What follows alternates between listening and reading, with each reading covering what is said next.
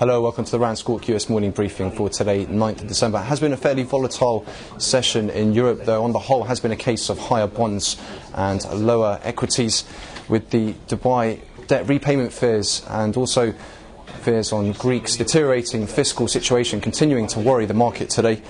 In terms of what we've seen in relation to Dubai, there was a story earlier printed in the Financial Times newspaper that did say the credit downgrades of Dubai's government-owned companies have triggered an accelerated payment clause on a $2 billion debt issued by the Emirates utility provider Dubai Electricity and Water Authority, which did lead stocks lower initially. However, into the European session, Dubai state-owned utility spokesman rejected the report on debt repayments for the Dubai Electricity and Water Authority, saying it was based purely on market speculation.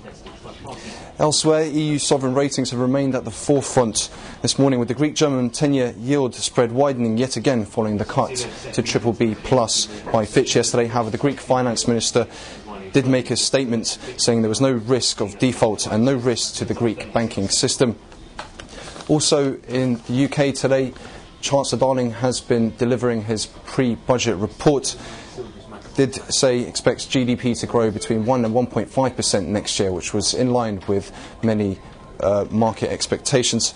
Further to that, Darling did also say that he expects 178 billion sterling public sector net borrowing in 2009-10, which was smaller than the expected, and thus did lead to a slight pop in gilts. UK DMO also revising up their 2009-10 gilt issuance to £225.1 billion from £220 billion, again slightly lower there, which did lead gilts higher.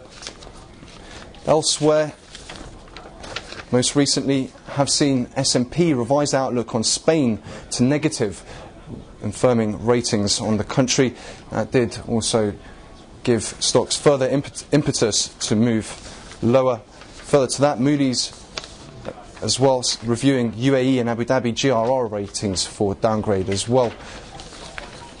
In terms of US specific news, Geithner has notified Congress of TARP extension to October 2010. Did say new shocks could have an outsized effect and doesn't expect to deploy more than $550 billion of the funds. In terms of US equity specific news today, PepsiCo has reaffirmed their forecast for 2010. Corning has said October sales strength occurred in all major TV markets, and October sales increased 45%.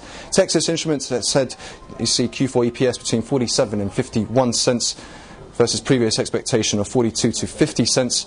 And for Apple, Oppenheimer notes that the recent checks have uncovered several tidbits about company's forthcoming tablet. It appears company will begin ramping production in earnest in February, implying that the tablet could launch in late March or April. For Oracle, company to make a last pitch to European Commission tomorrow to get approval for its bid to buy Sun Microsystems. In terms of broker moves today, 3M has been raised to buy from hold at Citigroup, and Sprint Nextel also upgraded to buy from hold at Citigroup, while the US defence sector has been cut to underweight from neutral at Macquarie, and as such Lockheed Martin downgraded to underperform from outperform, and Raytheon cut to neutral from outperform at Macquarie.